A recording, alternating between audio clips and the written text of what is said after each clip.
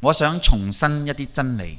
你本身就係一位完美嘅宇宙能量傳播者，每日都喺度運用呢件精妙嘅內在工具。唯一嘅悲劇係你一直無意識咁用佢嚟傳播匱乏、自我懷疑同恐懼，並將結果稱為你唔幸福嘅人生。而家我哋要引導呢件武器朝住有益嘅方向發展。聽緊第一個技巧係以心輪為中心嘅呼吸法，心輪呼吸法。用英文嚟講就係心輪呼吸。你嘅心輪即係心輪，佢係一個強大嘅生命能量釋放器。你從心輪釋放嘅生命能量直接影響你嘅生活。聽，每日朝早醒嚟，喺你拎起手機之前，喺世界向你發出第一個要求之前，坐喺床上用心呼吸4到6秒。聽緊，用心吸氣4至6秒，然後屏住呼吸。屏住呼吸4到6秒，無論你吸氣花咗幾耐時間，屏住呼吸，然後透過口中呼出同樣嘅4到6，就好似111一樣，同樣嘅節奏，吸氣4，屏住呼吸4，吐氣4，持續2分鐘，聆聽亞那哈塔麥倫，喚醒心臟嘅生命能量，緩慢吸氣，輕輕屏住呼吸，輕輕呼氣。你嘅身體分唔到真正嘅敵人同精神上嘅敵人，但你可以透過呼吸話俾你嘅身體知，從純粹意識中浮現嘅第一個元素係梵音 nada 一種震動，其次係賓道 bindo 一個點，然後係梵音 shabda 一種聲音。呢個意味住你嘅呼吸係呢種宏觀震動嘅微觀表達。關於心率變異性 HRV 嘅研究表明，緩慢嘅節奏呼吸，特別係444嘅模式，可以提高 HRV。 呢個同認知、靈活性、情緒調節以及大腦感知機會，而唔係威脅嘅能力直接相關。聆聽，其實當你練習444時，你最終會屏住呼吸超過4次。呢個冇關係，因為只有喺數到4之後，你先會開始呼氣。等到開始呼氣時，你嘅屏息時間會稍微超過4次，呢個都冇關係，冇問題。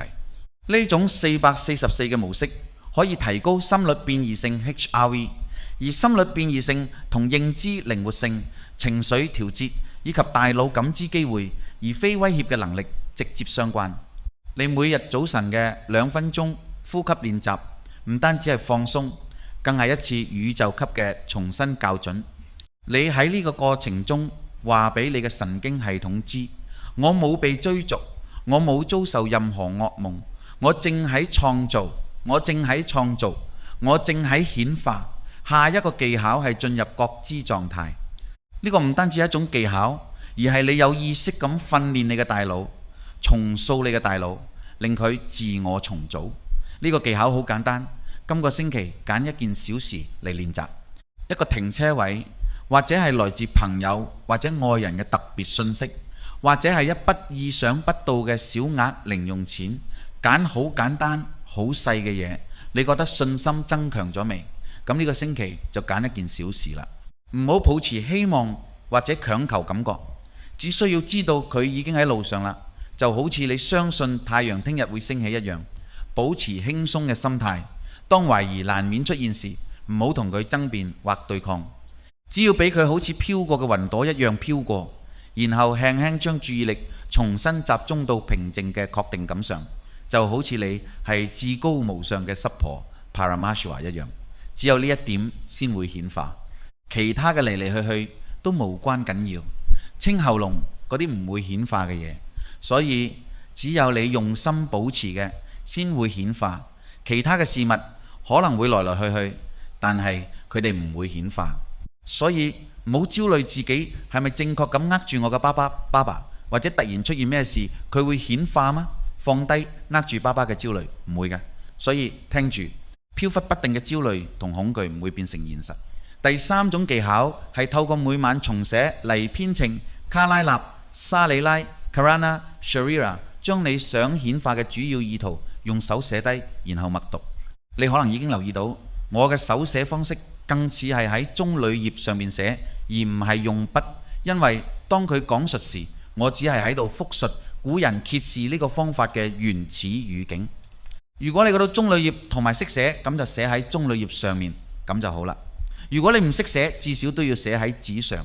每晚將你想顯化嘅主要意圖用手寫低，然後默讀，然後大聲朗讀，然後閉上眼，用完整嘅感官細節去諗佢，重複整個過程幾次。呢個正正係點解當你真正決定某件事對你嚟講好重要嘅時候，你會突然開始注意到嗰啲一直存在於你周圍嘅對話面孔同機會，而佢哋之前只係從來冇被你注意到。你重複呢個序列，寫作、閱讀、講嘢、想像嘅次數越多，包裹喺呢啲神經元周圍嘅水鞘或絕緣層就越多。